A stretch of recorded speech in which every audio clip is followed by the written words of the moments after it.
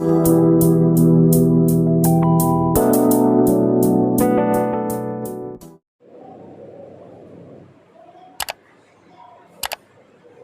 बेटा, देखिए तो आज की क्लास में हम लोग क्लास 10 का फिजिक्स स्टार्ट करने जा रहे हैं और इसमें सबसे पहला जो चैप्टर मैंने लिया है वह है इलेक्ट्रिसिटी।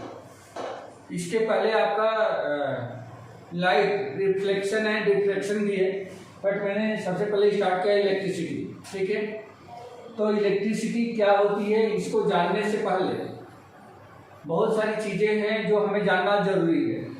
जैसे इलेक्ट्रिसिटी क्या है, तो इलेक्ट्रिसिटी आज अपने रियल लाइफ का एक इतना इम्पोर्टेंट पार्ट हो चुका है कि जिसके बिना लाइफ को सोचना बिल्कुल मुश्किल हो गया है। मतलब हमारी लाइफ का हर स्टेप, हर काम, हर चीज़ इलेक्ट्रिसिटी पे डिपेंड हो चुकी है।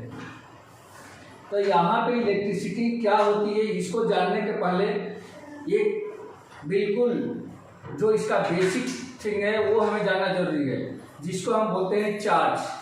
तो चार्ज क्या होता है बेटा, सबसे पहले ये हम लोग समझ लें। चार्ज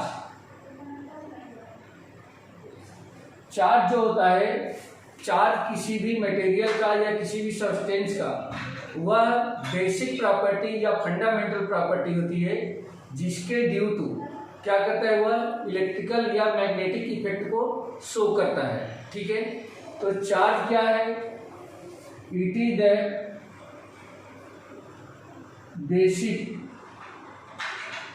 या fundamental property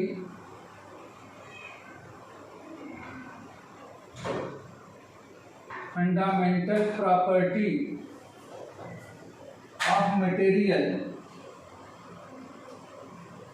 due to it shows electrical और मैग्नेटिक इफेक्ट, या किसी भी सब्सटेंस की वह प्रॉपर्टी होती है जिसके ड्यू टू क्या करता है, वह इलेक्ट्रिकल या मैग्नेटिक इफेक्ट को शो करता है और जिसको ही हम बोलते हैं charge. It is denoted by, इसको हम लोग डिनोट करते हैं, it is denoted by small Q और कैपिटल क्यू। किसी भी लेटर से आप यूज कर सकते हो इसको डिनोट करने के लिए, स्मॉल क्यू या कैपिटल क्यू से। अब इसकी जो ये SI यूनिट होती है, ये SI unit of charge is coulomb and denoted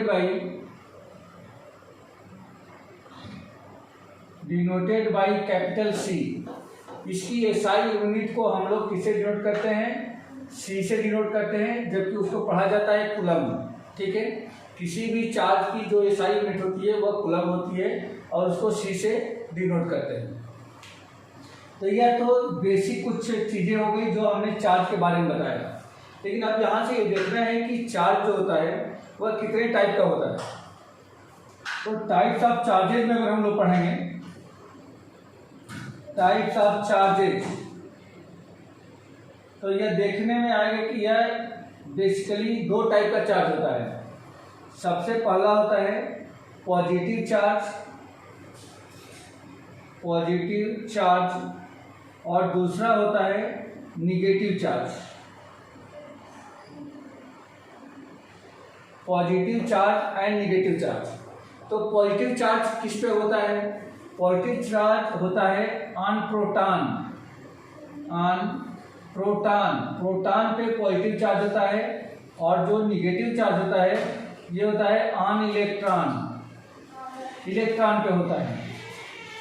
लेकिन इनका नेचर सिर्फ डिफरेंट होता है, बट अगर इनके मैग्नीट्यूड की बात करेंगे तो प्रोटॉन पे जो चार्ज होता है वह बराबर होता है किसके, 1.6 इंटू 10⁻⁻19 कूलम्ब, जबकि इलेक्ट्रॉन पे जो चार्ज होता है वह होता है -1.6 इंटू 10⁻⁻19 कूलम्ब।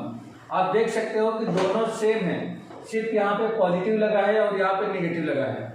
इसका मतलब ये होता है कि एक इलेक्ट्रॉन या एक प्रोटॉन पे जो चार्ज का मैग्नीट्यूड होता है वह दोनों में सेम रहता है, सिर्फ उसका नेचर, यानी कि प्रोटॉन पे चार्ज का जो नेचर है वो पॉजिटिव होता है, जबकि इलेक्ट्रॉन पे जो चार्ज का नेचर है वह नेगेटिव होता है।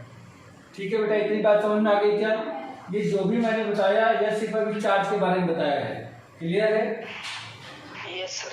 ओके, अब हम लोग को देखना है कि जो चार्ज की प्रॉपर्टी होती है वह कितने टाइप की होती है। Properties of charges.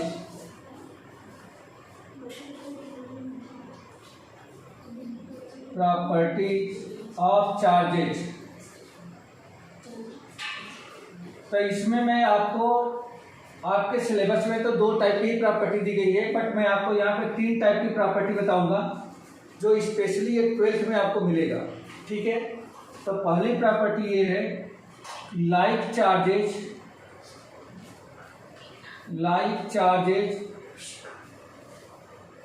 Repel each other.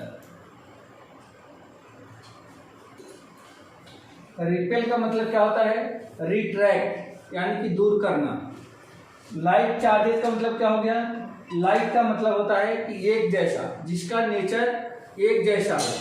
ठीक है, तो यहाँ पे जैसे मान लो कि अगर ये चार्ज पॉजिटिव है और ये दूसरा चार्ज भी पॉजिटिव है, ये दोनों चार्ज अगर पॉजिटिव हैं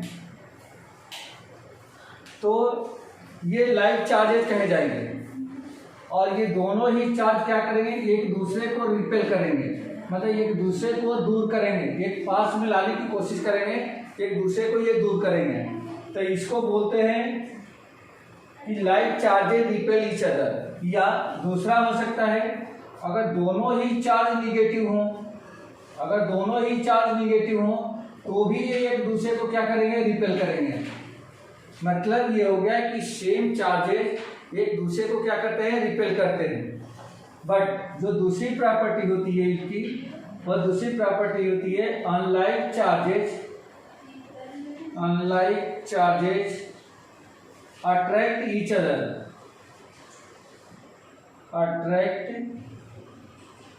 अदर। यहाँ पे जो अनलाइक चार्जेस होते हैं, अगर मान लो कि पहला पॉजिटिव चार्ज है और दूसरा जो है निगेटिव चार्ज है, तो देखो ये अनलाइक है, तो ये एक दूसरे को क्या करेंगे? एक दूसरे को अपनी तरफ खींचेंगे, मतलब एक दूसरे को अपनी तरफ अट्रैक्ट करेंगे। तो ये जो एक नॉर्मल प्रॉपर्टीज है चार्जेस की, वो मैंने आपको बताया है। लाइक चार्जेज एक दूसरे को रिपेल करते हैं, जबकि अनलाइक चार्जेज एक दूसरे को अट्रैक्ट करते हैं। ठीक है बेटा, क्लियर है इतनी बात? ठीक है, अब इसकी तीसरी एक जो प्रॉपर्टी है वो बहुत ही इंपॉर्टेंट प्रॉपर्टी है, जबकि 10th में तो उसको कम बताई जाती है, लेकिन 12th में जाकर तो बहुत इंपॉर्टेंट हो जाती है। तो इसको हम बोलते हैं quantization of charges. Quantization of charges, ये इसकी तीसरी प्रॉपर्टी है। और भी प्रॉपर्टीज हैं, इसकी 5 या 6 प्रॉपर्टी हैं, लेकिन जरूरत नहीं है, आपका काम तो बस इन्हीं 2 से चल जाएगा। ठीक है, क्योंकि आपके सिलेबस में बहुत ज़्यादा चार्ज के बारे में नहीं दिया गया है, इलेक्ट्रिसिटी के बारे में दिया गया है, लेकिन चार्ज बताना इसलिए जरूरी था क्योंकि चार्ज के पे ही या चार्ज के साथ ही या चार्ज के द्वारा ही इलेक्ट्रिसिटी को डिफाइन किया गया है, इसलिए चार्ज के बारे में डिस्कस करना जरूरी था। अब यहाँ पे क्वांटाइजेशन क्या है? क्वांटाइजेशन का मतलब होता है कि कोई भी चीज एक फिक्स अमाउंट में, एक फिक्स क्वांटिटी में ट्रांसफर हो सकती है, इसको हम बोलते हैं क्वांटाइजेशन। एग्जांपल अगर हम बात करें, जैसे मान लीजिए एक मार्कर है, अगर मैं इसको शॉप पे खरीदने जाऊं और मैं बोलूं कि मुझे कम से कम मार्कर दे दो, तो कम से कम में वह मुझे क्या करेगा? एक मार्कर दे सकता है दुकानदार। शॉपकीपर मुझे कम से कम अगर मैं मार्कर मांगूं तो 1 दे सकता है, अगर उससे ज़्यादा मांगूं तो 2 देगा, या 3 देगा, या 4 देगा, या 5 देगा। लेकिन अगर मैं बोलूं कि नहीं भाई मुझे तो आधा मार्कर दे दो, तो नहीं देगा।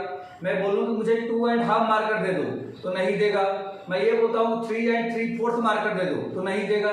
मतलब उस दुकानदार का इस मार्कर बेचने का एक क्वांटाइजेशन है, एक निश्चित संख्या है कि कम से कम 1 बेच सकता है, और नहीं तो 1 का जो इंटीग्रल मल्टीपल होगा उसे बेच सकता है। सेम वैसे ही यहाँ पे क्वांटाइजेशन ऑफ चार्जेज को भी डिफाइन किया गया है कि कम से कम जो चार्ज है वह कम से कम कितना ट्रांसफर हो सकता है, उसी को हम लोग बोलते हैं क्वांटाइजेशन ऑफ चार्ज। मतलब ये क्या है कि उसके एलिमेंट्री चार्ज के इंटीग्रल मल्टीपल के ही रूप में ट्रांसफर हो सकता है। मतलब ये है कि Q इक्वल टू या charge equal to plus minus A D, Q equal to plus minus A D. मतलब चार्ज को अगर मुझे ट्रांसफर करना है तो E का मतलब है एलिमेंट्री चार्ज। एलिमेंट्री चार्ज का मतलब इसको भी मैं E से डिनोट कर सकता हूँ, इसको भी E से, लेकिन ये इलेक्ट्रॉन है इसलिए यहाँ पे माइनस E और ये प्रोटॉन है तो इसलिए प्लस E। E का मतलब है एलिमेंट्री चार्ज। मैं यहाँ पे लिख देता हूँ, where E is elementary charge, elementary charge. या इसको हम लोग बोल सकते हैं E equal to plus minus E equal to plus minus 1.6 into 10 की पावर माइनस 19 कूलम। ये ऐसा लिखा जा सकता है। मतलब E जो है एलिमेंट्री चार्ज को डिनोट करता है, E इलेक्ट्रॉन को नहीं। E एलिमेंट्री चार्ज को डिनोट करता है जो पॉजिटिव भी हो सकता है और निगेटिव भी हो सकता है। अगर पॉजिटिव होगा तो प्रोटॉन कहलाएगा, प्रोटॉन का चार्ज कहलाएगा, और निगेटिव होगा तो इलेक्ट्रॉन का चार्ज कहलाएगा। तो यहाँ पे वही है Q equal to plus minus N E, where n equal to integers, n equal to integers and E क्या है तो E is an elementary charge, elementary charge। इसका मतलब ये हो गया कि अगर कम से कम अगर चार्ज मुझे ट्रांसफर करना है तो कम से कम एक एलिमेंट्री चार्ज या दो एलिमेंट्री चार्ज या तीन एलिमेंट्री चार्ज या चार एलिमेंट्री चार्ज, मतलब एन के प्लेस पे 1 2 3 4 लिखते जाइए और ई के प्लेस पे एलिमेंट्री चार्ज यानी 1.6 इंटू 10 की पावर माइनस 19 कूलम का वैल्यू रहेगा। मतलब यहाँ पे ये हो सकता है कि कम से कम अगर चार्ज ट्रांसफर होगा वो इसके बराबर होगा या 1.6 इंटू 10 की पावर माइनस 19 कूलम के बराबर होगा, और या उसके मल्टीपल इंटीग्रल के रूप में ये ट्रांसफर हो सकता है, जिसको हम लोग क्वांटाइजेशन ऑफ चार्जेस कहते हैं। ठीक है बेटा, क्लियर हो गया इतनी बात?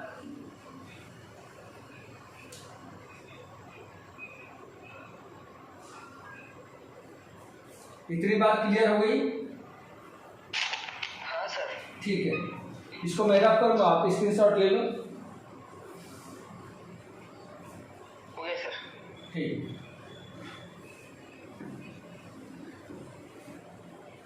अब हम लोग बात करने वाले हैं इलेक्ट्रिसिटी के। इलेक्ट्रिसिटी क्या होती है, कैसे डिफाइन करते हैं, उसकी एसआई यूनिट क्या है, उसकी स्मॉल यूनिट्स क्या है, इसके बारे में आज हम लोग डिस्कस करने वाले हैं।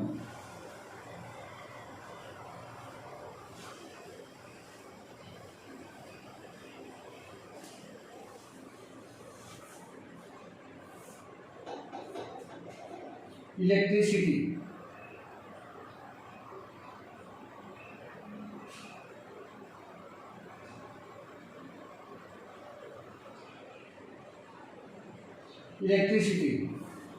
इलेक्ट्रिसिटी कैसे डिफाइन करेंगे? Electricity is nothing but it is the rate of flow of charge. Rate of flow of charge is called electricity. मतलब ये हो गया कि यूनिट टाइम में किसी कंडक्टर के क्रॉस सेक्शन एरिया से जितना चार्ज फ्लो करता है पर यूनिट टाइम में, उसको ही हम क्या बोलते हैं, इलेक्ट्रिसिटी करते हैं। तो इसको हम लोग इस तरह से बता सकते हैं कि जैसे मान लो ये कोई कंडक्टर है, ये कंडक्टर है, कंडक्टर का मतलब वायर जिसमें से करंट फ्लो करती है। अब आप जैसे जानते हो कि अगर कंडक्टर है, कोई वायर है, तो इसमें बहुत सारे फ्री इलेक्ट्रॉन्स होते हैं, बहुत सारे फ्री इलेक्ट्रॉन्स होते हैं। अब अगर मैं इसमें ये क्रॉस सेक्शन एरिया इस तरह से कंसीडर कर लूँ, क्रॉस सेक्शन एरिया, और ये देखूं कि अगर इसमें से टी टाइम में कुल कितना चार्ज इसमें से फ्लो कर रहा है, टी टाइम में इस एरिया से कुल कितना चार्ज फ्लो कर रहा है, तो उस चार्ज को ही हम लोग क्या बोलेंगे, करंट कहते हैं। मतलब ये हो गया flow of charge, flow of charge Q per unit area, sorry पर यूनिट टाइम, पर unit time T is called, per unit time is called current. Flow of charge Q per unit time is called current. That is, इसको हम लोग लिख सकते हैं या इसको और भी लिखें, and denoted by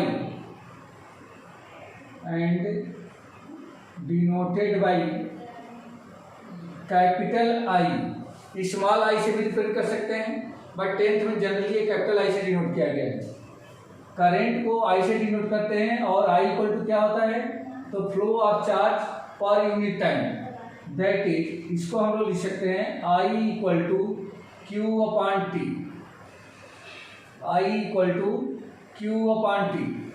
मतलब ये हो गया है कि इस क्रॉस सेक्शन एरिया से टी टाइम में कुल कितना चार्ज फ्लो करता है, टी टाइम में कुल कितना चार्ज फ्लो करता है, तो उस पूरे चार्ज को अगर टोटल टाइम से डिवाइड कर दिया जाए तो वह चार्ज पर यूनिट टाइम मिल जाएगा, जिसको हम लोग करंट कहते हैं। ठीक है, इसको आई से डिनोट करते हैं। इसकी जो ये साई यूनिट है, ये साई यूनिट ऑफ करंट, ये Sai unit of current is ampere. क्या होती है, एम्पियर होती है, इसकी एसआई यूनिट एम्पियर होती है, एंड डिनोटेड बाई, इस यूनिट को डिनोट करते हैं डिनोटेड बाई कैपिटल ए से, इसको कैपिटल ए से डिनोट किया जाता है। इसकी एक दूसरी एसआई यूनिट भी होती है, और इसकी दूसरी एसआई यूनिट क्या बन जाएगी, तो देखो बेटा, Q का एसआई यूनिट Q चार्ज है। अभी मैंने पहले ही बताया कि Q की एसआई यूनिट क्या होती है, कूलम्ब होती है, और नीचे का टाइम है, तो टाइम की एसआई यूनिट क्या होती है, सेकेंड। तो इसको हम लोग लिख सकते हैं कूलम्ब पर सेकेंड, कूलम्ब पर second.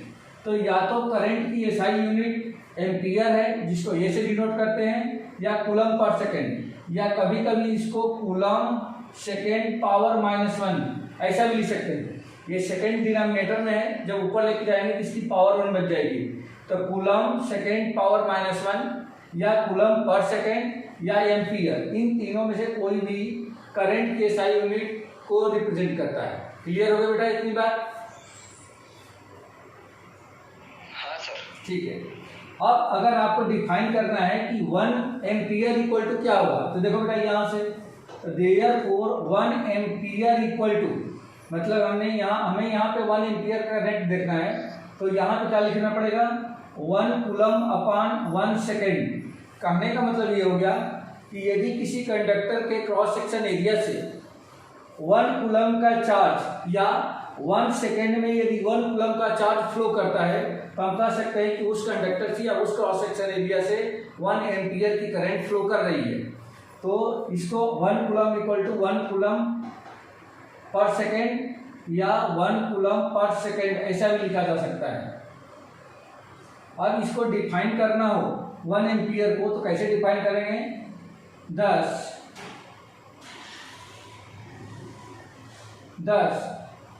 if 1 coulomb of charge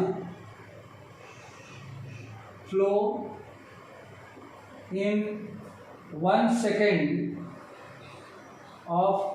in any conductor,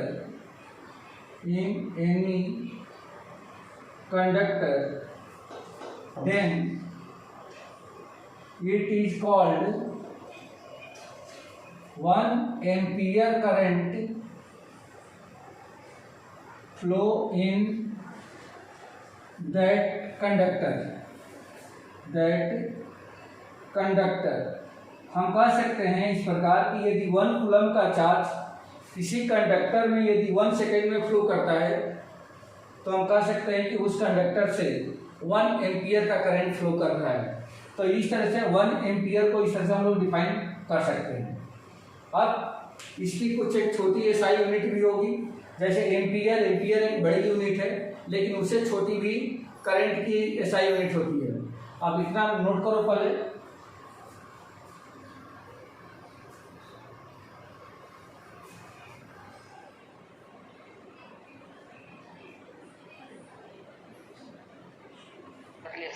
ठीक है।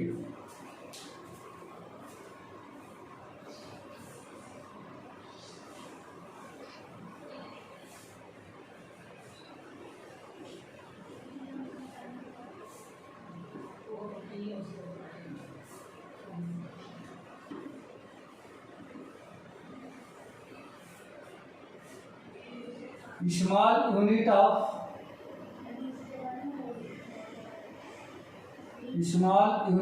करंट की ये स्मॉल यूनिट क्या होती है? तो इसकी दो और स्मॉल यूनिट होती है। स्मॉल यूनिट ऑफ करंट और मिली एम्पियर, जिसको हम लोग डिनोट करते हैं स्मॉल एम कैपिटल ए से, एंड दूसरी होती है माइक्रो एम्पियर,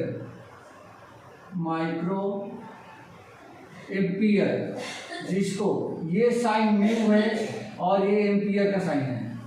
म्यू को माइक्रो बोलते हैं या माइक्रो को म्यू के द्वारा रिप्रेजेंट करते हैं, और एम्पियर है। तो करंट की दूसरी जो स्मॉल यूनिट्स है या तो मिली एम्पियर है और नहीं तो माइक्रो एम्पियर है। Therefore 1 milli ampere equal to 10⁻³ ampere होता है। मतलब 1 मिली एम्पियर में 10⁻³ एम्पियर होगा, and 1 micro ampere equal to 10⁻6 ampere. ये दो इसकी स्मॉल यूनिट्स है। क्लियर है बेटा? हाँ सर। ठीक है। अब हम लोगों को पढ़ना है इसमें पोटेंशियल। इलेक्ट्रिक पोटेंशियल क्या होता है या इलेक्ट्रिक पोटेंशियल डिफरेंस क्या होता है। ठीक है, आपने नोट कर लिया?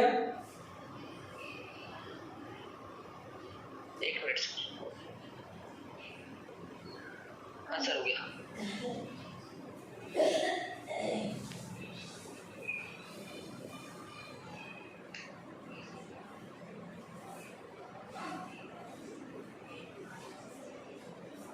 इलेक्ट्रिक पोटेंशियल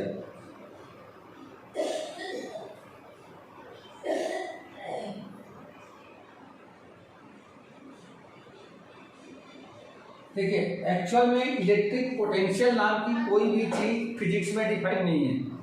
एक्चुअल में डिफाइन है पोटेंशियल डिफरेंस या इलेक्ट्रिक पोटेंशियल डिफरेंस। लेकिन इलेक्ट्रिक पोटेंशियल को अगर मुझे डिफाइन करना हो तो वहाँ पे हम लोग डिफरेंस कैलकुलेट कर पाते हैं। तो यहाँ पे भी एक ऐसा पॉइंट हम लोग कंसीडर करेंगे जहाँ पे इलेक्ट्रिक पोटेंशियल को जीरो माना जाता है। तो अगर एक पॉइंट पे पोटेंशियल जीरो हो जाए तो बाकी जो रिमेनिंग पोटेंशियल होगा वह एक दूसरे पॉइंट के लिए हम कंसीडर कर सकते हैं। इस तरह से इलेक्ट्रिक पोटेंशियल को डिफाइन कर सकते हैं। अब इलेक्ट्रिक पोटेंशियल होता क्या है, इसको थोड़ा सा डेप्थ में समझें। जैसे मान लीजिए कि यहाँ पे यदि कोई एक क्यूब चार्ज मैंने रखा है और अगर ये चार्ज पॉजिटिव है, कुछ भी हो सकता है, ये पॉजिटिव चार्ज भी हो सकता है और निगेटिव चार्ज भी हो सकता है। तो ये चार्ज अपने चारों तरफ एक फील्ड बनाता है जिसको हम लोग इलेक्ट्रिक फील्ड कहते हैं। क्या कहते हैं? इलेक्ट्रिक फील्ड कहते हैं।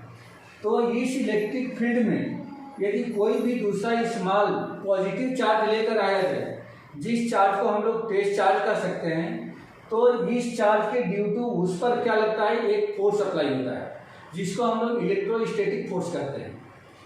तो ये चार्ज इस चार्ज के द्वारा उस टेस्ट चार्ज पर लगने वाला जो फोर्स होता है, और वह चार्ज यदि टेस्ट चार्ज को मैं यूनिट चार्ज बोल दूँ तो उस पॉइंट पर अगर मैं इलेक्ट्रिक फील्ड कैलकुलेट करना चाहूँ तो वहाँ पे उस पर जो फोर्स लग रहा है, फोर्स, तो उस फोर्स को हम लोग क्या लिख सकते हैं, फोर्स अपान में चार्ज। मतलब चार्ज अगर यूनिट चार्ज होता है, यूनिट चार्ज का मतलब 1 होता है, तो फोर्स अपान में, मतलब ये हो गया फोर्स अपान में charge.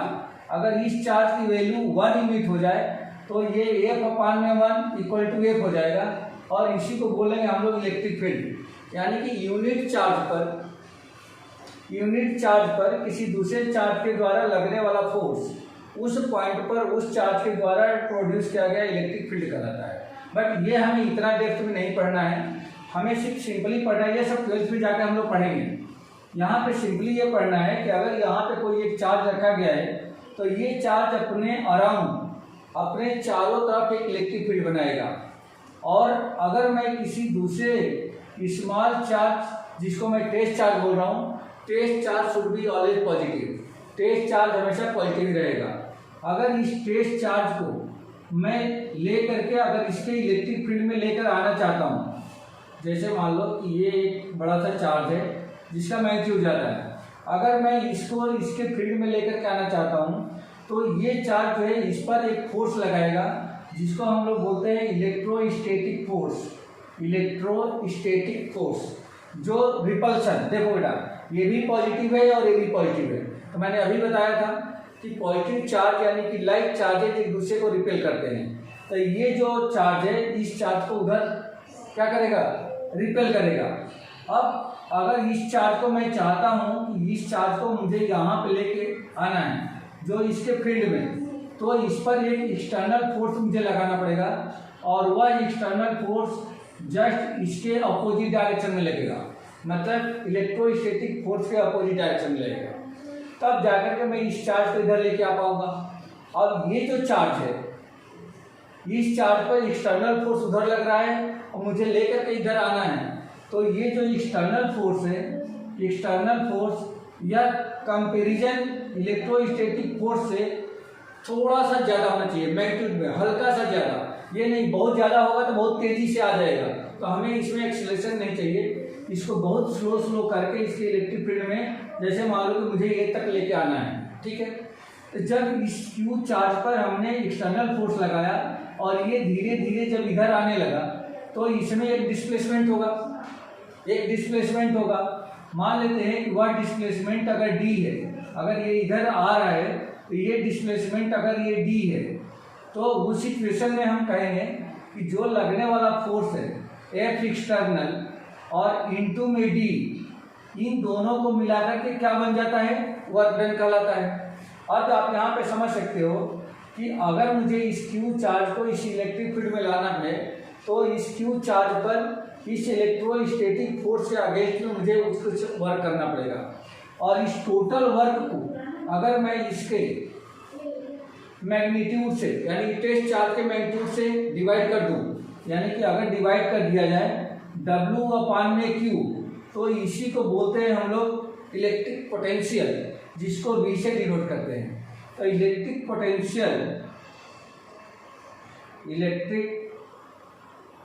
Potential V equal to होता है total work done divided by total charge या work done per unit charge. कैसे डिफाइन करेंगे, डिफाइन इसको हम लोग कर सकते हैं, डेफिनेशन इसी क्या बनेगी, work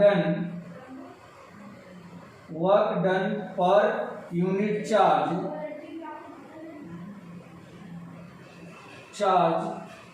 to bring a unit positive charge या unit test charge from infinity into the electric field is called electric potential। क्या मैंने बताया कि इनफाइनाइटी से, इनफाइनाइटी इस पॉइंट को मैं मान लेता हूँ कहाँ पे है, ये इनफाइनाइट पे है, तो इनफाइनाइटी से ये तक लाने में इस चार्ज पर टोटल जितना वर्क डन किया जा रहा है उस पूरे वर्क डन को यदि उसी के चार्ज से यानी कि इसी टेस्ट चार्ज से यदि डिवाइड कर दिया जाए तो जो आएगा उसी को हम लोग इलेक्ट्रिक पोटेंशियल कहते हैं, और इसको डिनोट किससे कर रहे हैं, V से, and denoted by V, V से इलेक्ट्रिक पोटेंशियल को डिनोट किया जाता है। Its SI unit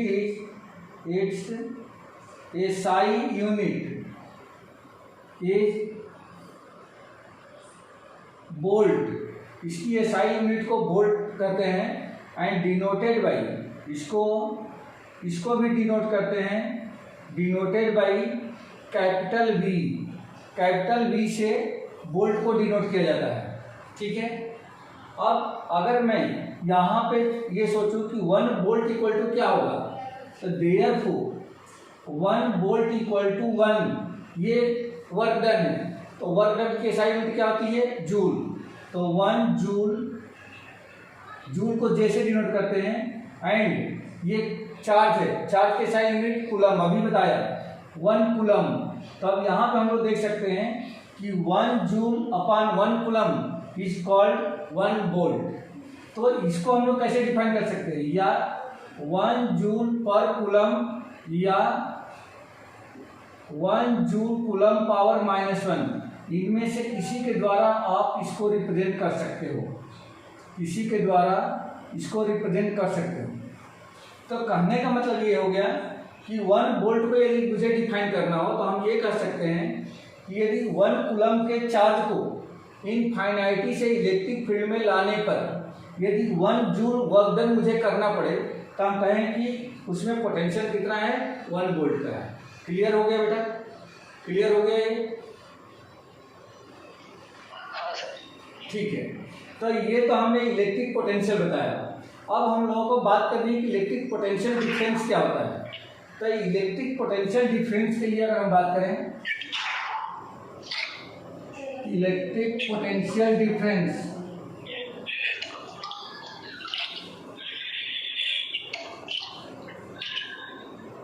electric potential difference, तो देखो बेटा, पोटेंशियल डिफरेंस का मतलब होता है कि किसी कंडक्टर के दोनों एंड के पोटेंशियल का डिफरेंस क्या कहलाता है, इलेक्ट्रिक पोटेंशियल डिफरेंस कहलाता है। अब यहाँ पे अगर हम बात करेंगे तो यहाँ पे देखो, आप बोलो कि यहाँ तो डिफरेंस आपने नहीं निकाला, ये भी डिफरेंस ही होगा। क्या डिफरेंस है, तो ये बराबर है किसके, मैं इसी में आगे बताता हूँ, ये किसके बराबर है। तो देखो इनफाइनाइटी से ये पिला रहे हैं, यानी कि वी ए माइनस वी इनफाइनाइटी। अब हम जानते हैं कि इनफाइनाइट पे जो पोटेंशियल होता है वह एक कंसीडर कर दिया गया है कि 0 के बराबर होता है। तो अगर मैं यहाँ पे लिख दूँ वी ए माइनस 0, तब ये आपका हो जाएगा therefore V A equal to W upon में क्यू। तो देखो बात वही आ गई। अब यहाँ पे अगर इनफाइनाइटी पे 0 है तो कुल मिलाकर के ये पॉइंट पर जो पोटेंशियल होगा वह किसके बराबर होगा, डब्ल्यू अपान क्यू के बराबर हो जाएगा। क्लियर है? हाँ सर। तो यहाँ भी ये पोटेंशियल डिफरेंस है। अब यहाँ की बात कर रहे हैं कि इलेक्ट्रिक पोटेंशियल डिफरेंस क्या होगा। तो अगर मान लीजिए कि कंडक्टर है और इसका पहला एंड ए है, दूसरा एंड बी है। पहले एंड पर पोटेंशियल यदि बी ए है, दूसरे एंड पर पोटेंशियल बी बी है, तो फाइनल माइनस इनिशियल यानी कि V B minus V A equal to total work done upon में क्यू। ये मिल गया हमें पोटेंशियल डिफरेंस, या इसको डेल्टा वी से भी डिनोट कर सकते हैं कि दोनों पॉइंट के बीच में कुल कितना पोटेंशियल का डिफरेंस है। तो V delta V equal to W upon में क्यू। इसकी भी एसआई यूनिट यही होती है जो यहाँ पे मैंने बताया है, और 1 वोल्ट को यहाँ भी सेम वैसे ही डिफाइन करते हैं जैसे हमने यहाँ पे बताया है। क्लियर हो गया बेटा, ये इतनी बात समझ में आ गई? Yes sir. ठीक है। तो आज मैंने 3 चीजें आपको पढ़ाया इसमें। सबसे पहली चीज हमने क्या पढ़ाया था कि what is the charge. Charge क्या होता है, तो चार्ज किसी भी सब्सटेंस की, किसी भी मटेरियल की वह इंट्रिंसिक या फंडामेंटल या बेसिक प्रॉपर्टी होती है जिसके ड्यू टू वह इलेक्ट्रिकल या मैग्नेटिक इफेक्ट शो करता है। चार्ज को हम लोग स्मॉल क्यू या कैपिटल क्यू से डिनोट करते हैं। उसकी एसआई यूनिट जो होती है वह कूलम्ब होती है जिसको कैपिटल सी से डिनोट करते हैं। अगर 1 कूलम्ब चार्ज की बात करते हैं तो वहाँ पे सॉरी चार्ज की टाइप ऑफ चार्जेस की अगर बात करते हैं तो टाइप ऑफ चार्जेस में अगर हम देखेंगे तो दो टाइप के चार्ज बताए गए। पहला एक पॉजिटिव चार्ज, दूसरा निगेटिव चार्ज। दोनों ही चार्ज का जो मैग्नीट्यूड होता है सेम होता है, जो कि 1.6 × 10⁻⁻19 कूलम के इक्वल होता है। इसमें दूसरी प्रॉपर्टी ये है, और उसको हम लोग एलिमेंट्री चार्ज भी करते हैं, ई से डिनोट करते हैं। इसकी प्रॉपर्टी यानी कि प्रॉपर्टी ऑफ द चार्जेस, इसमें तीन टाइप की मैंने प्रॉपर्टी यहाँ डिस्कस किया है। पहली प्रॉपर्टी बताया मैंने कि लाइक चार्जेस क्या होते हैं, तो लाइक चार्जेस एक दूसरे को रिपेल करते हैं, यानी कि अगर पॉजिटिव चार्ज को साथ में लाएं तो वह एक दूसरे के पास ना आकर के एक दूसरे को दूर करेंगे। और लाइक चार्जेज एक दूसरे को अट्रैक्ट करते हैं, यानी कि एक पॉजिटिव निगेटिव या निगेटिव पॉजिटिव लेके आए तो एक दूसरे की तरफ अट्रैक्ट होते हैं। जबकि तीसरी जो प्रॉपर्टी बताया बहुत ही इंपॉर्टेंट प्रॉपर्टी है, बट 10th में उसको जनरली नहीं बताया जाता है, जिसको हम लोग क्वांटाइजेशन ऑफ चार्जेस करते हैं। मतलब उसमें ये बताया गया है कि minimum charge one body to another body कितना ट्रांसफर हो सकता है, उसी को हम लोग क्वांटाइजेशन ऑफ चार्जेस करते हैं। और वह बराबर होता है किसके, तो एलिमेंट्री चार्ज के मल्टीपल इंटीग्रल के बराबर होता है, जो कि Q ± n से डिफाइन करते हैं, जहाँ पे n जो है इंटीजर होता है और E जो है इलेक्ट्रिक चार्ज होता है। तो इस तरह से हमने चार्ज को डिफाइन किया। उसके बाद मैंने करंट को डिफाइन किया कि करंट क्या होता है। तो current rate of flow of charge, यानी कि Q/T को हम लोग करंट कहते हैं, जिसको I से डिनोट करते हैं। और करंट की जो SI यूनिट होती है वह एम्पियर होती है या कूलम पर सेकेंड होती है, जिसको एम्पियर को कैपिटल A से डिनोट करते हैं। यहाँ पे जो स्मॉल यूनिट्स करंट की होती है वह दो और होती है, जिसको milli ampere and micro ampere कहते हैं। मिली एम्पियर में क्या होता है, 1 मिली एम्पियर = 10⁻³ एम्पियर होता है, जबकि 1 माइक्रो एम्पियर 10⁻6 एम्पियर होता है। तो ये मैंने कुछ चीज़ें आपको बताया कि करंट क्या होती है और चार्ज क्या होता है। यदि 1 एम्पियर को डिफाइन करना हो तो हम कह सकते हैं कि यदि किसी कंडक्टर में 1 कूलम के चार्ज को यदि 1 सेकेंड तक फ्लो कराया जाए तो उसमें से फ्लो होने वाली करंट 1 एम्पियर के इक्वल होती है। अब तीसरी जो टॉपिक मैंने डिस्कस किया वो है इलेक्ट्रिक पोटेंशियल। इलेक्ट्रिक पोटेंशियल मैंने बताया कि किसी भी चार्ज को या किसी भी टेस्ट चार्ज को इनफाइनाइटी से किसी दूसरे चार्ज के इलेक्ट्रिक फील्ड लाने में जितना total work done per unit charge किया जाएगा उसको हम लोग पोटेंशियल कहते हैं, जिसको V से डिनोट करते हैं। इसकी SI यूनिट वोल्ट होती है, जिसको हम लोग कैपिटल V से डिनोट करते हैं। 1 वोल्ट = 1 जूल/1 कूलम, यानी कि हम कह सकते हैं कि किसी 1 कूलम के चार्ज को इनफाइनाइटी से इलेक्ट्रिक फील्ड तक लाने में यदि 1 जूल वर्क डन करना पड़े तो हम कह सकते हैं कि उसका जो पोटेंशियल है वो 1 वोल्ट के बराबर होता है। इनफाइनाइटी पर पोटेंशियल हमेशा 0 माना जाता है कि इनफाइनाइटी में पोटेंशियल 0 रहेगा, ये एक कंसीडरेशन है, हमें माइंड में रखना है। उसके बाद मिलता है कि इलेक्ट्रिक पोटेंशियल डिफरेंस क्या होता है। तो एक्चुअल में पोटेंशियल डिफरेंस को ही डिफाइन किया गया है किसी भी कंडक्टर के दोनों एंड के बीच में जो पोटेंशियल का डिफरेंस होता है उसको इलेक्ट्रिक पोटेंशियल डिफरेंस कहते हैं, जिसको VB - VA = W/Q से डिनोट करते हैं, या डेल्टा V = W/Q। यहाँ भी SI यूनिट वोल्ट की वही है, पोटेंशियल की वही है वोल्ट, जिसको V से हम लोग डिनोट कर रहे हैं। तो आज के टॉपिक में बस इतना ही रखते हैं बेटा, ठीक है। नेक्स्ट टॉपिक में हम लोग ओम्स लॉ करेंगे, जो कि इस चैप्टर का बहुत ही इम्पोर्टेंट टॉपिक है। उसके बाद उसमें रेसिस्टेंस आएगा, उसको डिस्कस करने वाले हैं, रेसिस्टिविटी आएगा। तो कल हम लोग कोशिश करेंगे ओम्स लॉ, रेसिस्टेंस और रेसिस्टिविटी, ये 3 टॉपिक को कवर करें, ठीक है बेटा। Okay sir. ओके।